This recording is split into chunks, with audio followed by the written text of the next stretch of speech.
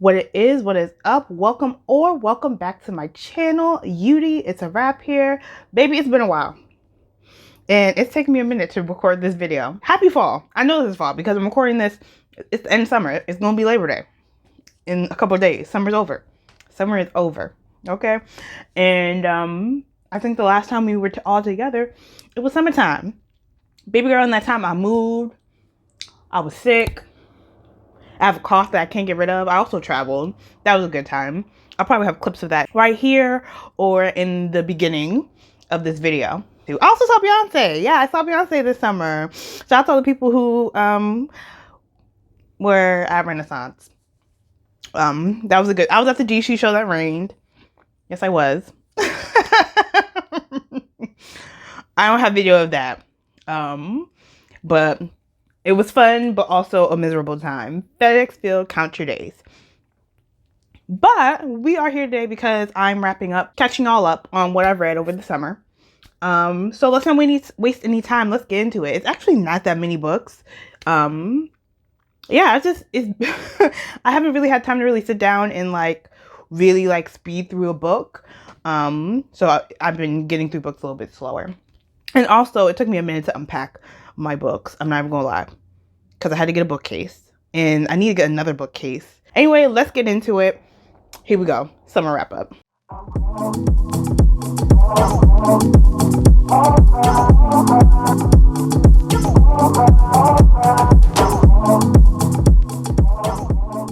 All right, so the first book I have is Nightbloom by Adzo, Medie.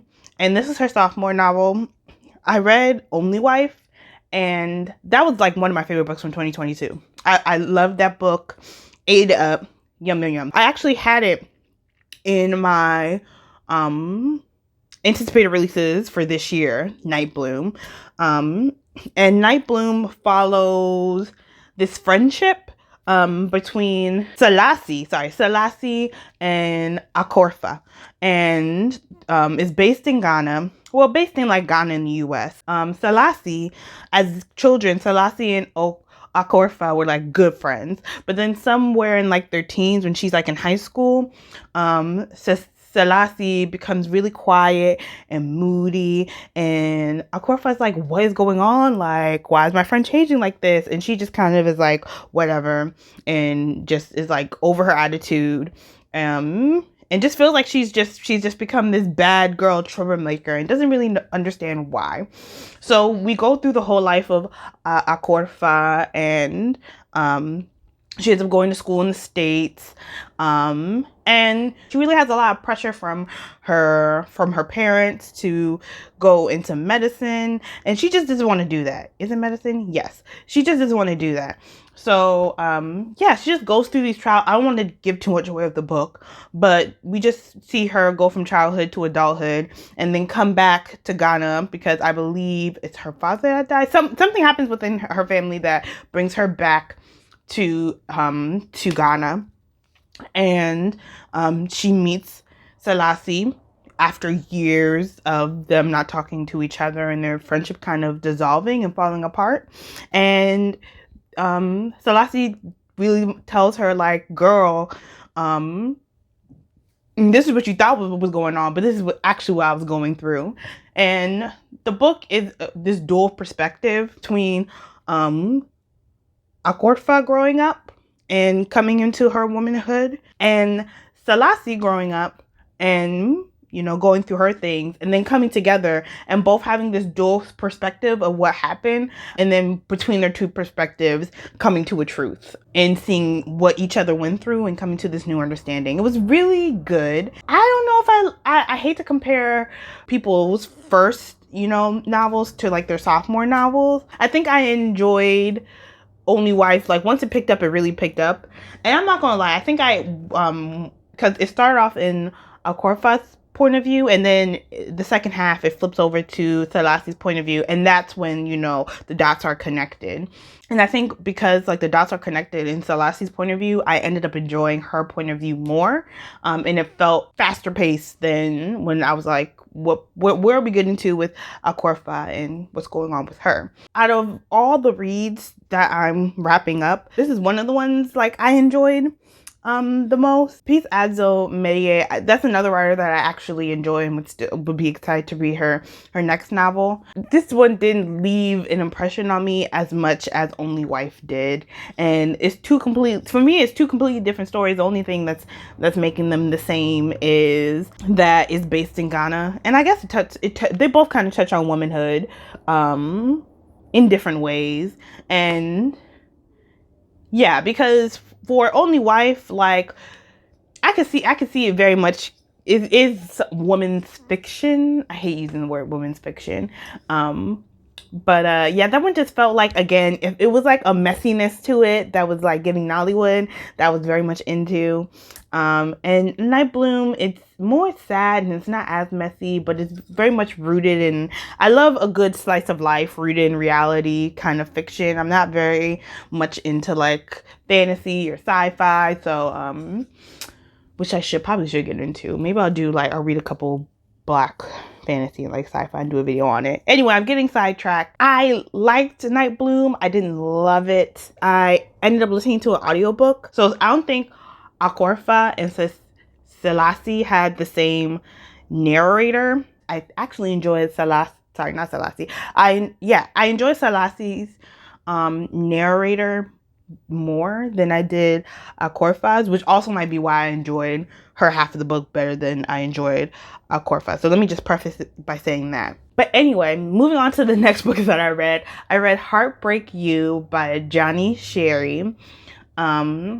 And this was a two-part. So I read Heartbreak You, and then I read Heartbreak You, the finale. I actually didn't even read it. I listened to the audiobook, which y'all, I won't even consider this is just like Black fiction. I wouldn't consider this urban fiction, but I do love a good urban fiction in audiobook when I'm like I DoorDash on the side sometimes, like when I'm door dashing or when I'm just doing like something that I can passively listen to something on the side, like if I'm cleaning, if I'm door dashing, like things like that. I don't know why. I love a good urban fiction, but this one's not urban fiction. Also so Heartbreak You, it might still be possible. I'm very late.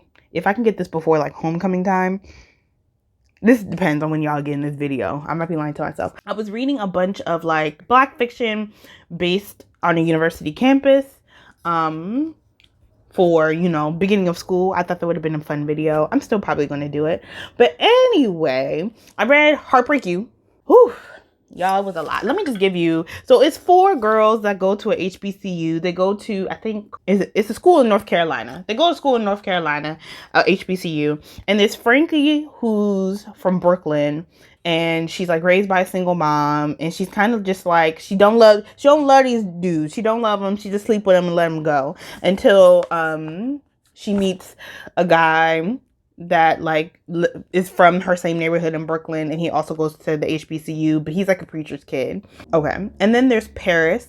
Paris is from California, I think, and Paris is biracial. Her dad is Black, and I think her dad has passed away, and now she's being raised by her mother, who is white, and her mother wants her to be in touch, you know, with her Blackness. So she's all like, girl, you going to a HBCU?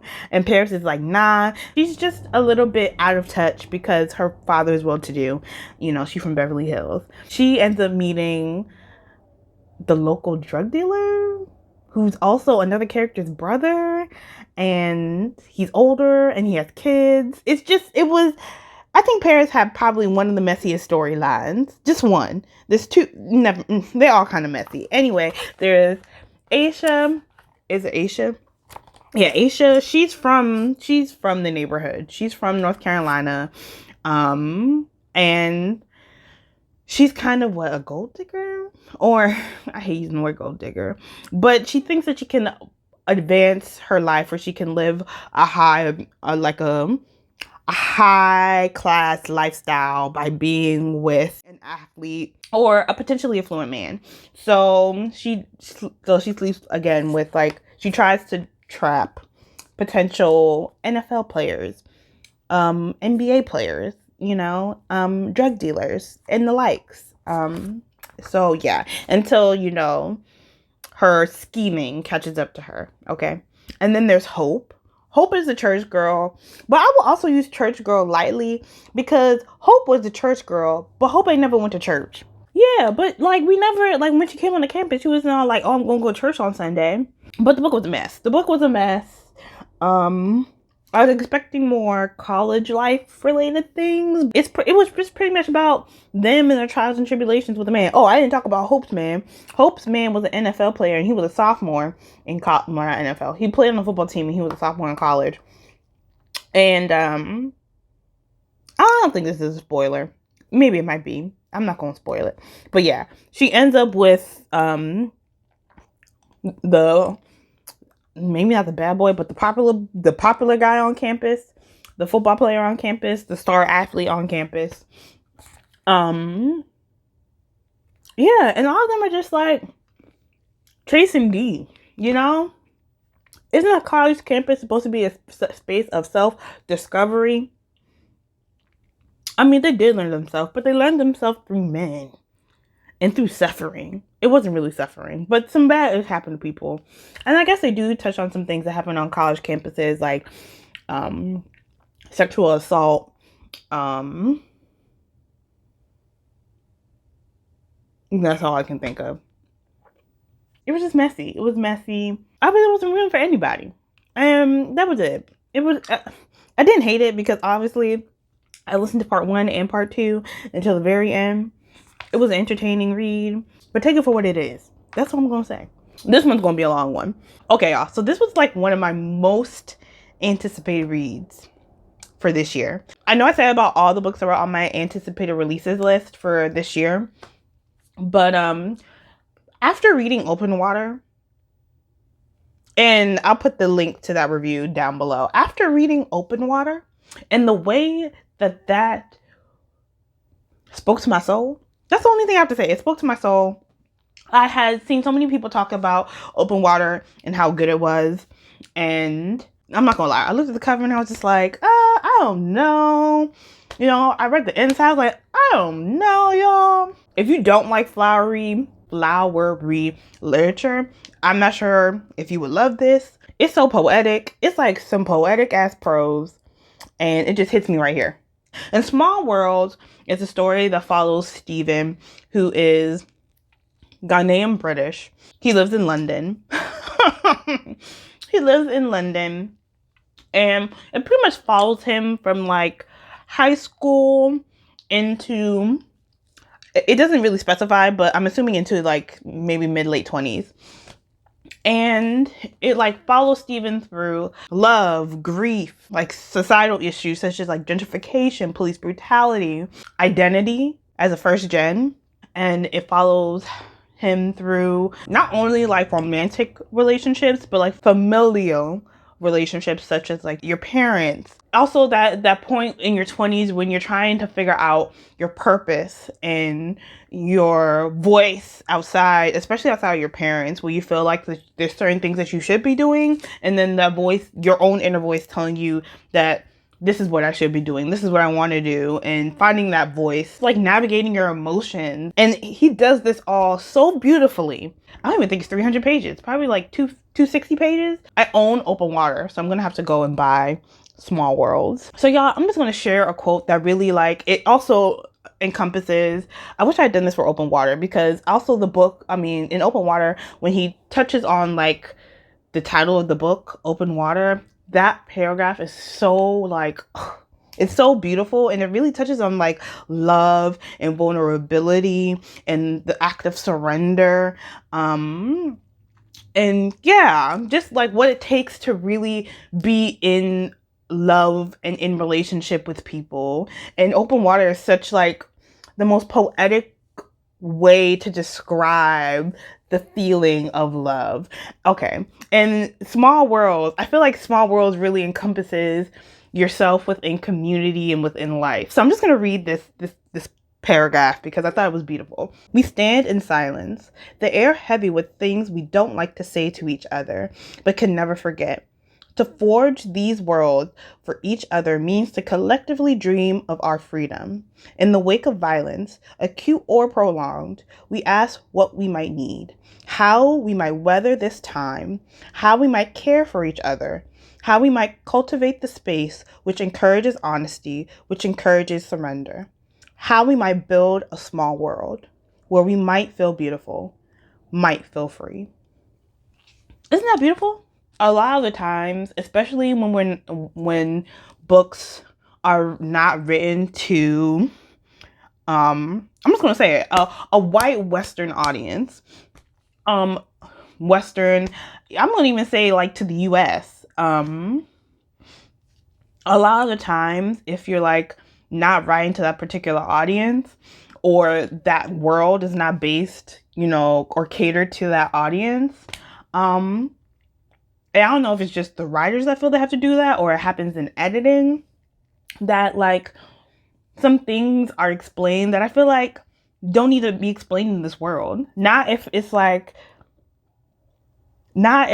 we're all these first, like if we're in a community where a lot of the people are like immigrants, or we're in this community where a lot of people are from this specific area, we're all this racial identity, like we would just be living it. We wouldn't be explaining it or being like, this food, from this place, just like a subtle way of explaining what I feel sometimes don't need to be explained. And it really does take me out of a book.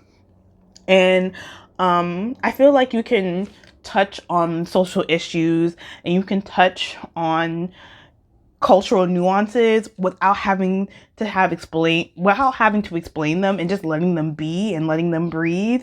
And it also, I think, is a skill, because obviously, if we all could do it when we do it, but like it's something very beautiful about being able to like shine a light on a certain community and let them be, in your writing.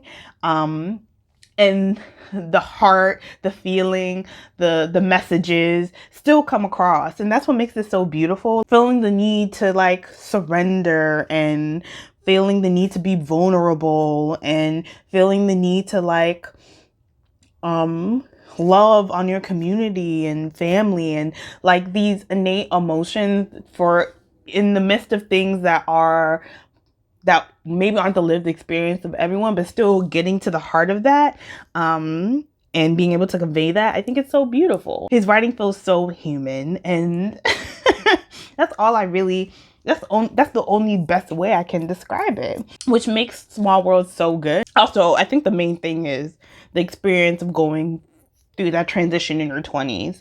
And he touches on all the things so well. The changing of dynamics in your friendship, the changing of dynamics with your parents, as they age, as you learn them in a different way, as you are yourself becoming an adult, and you're looking back at them in a new light, not as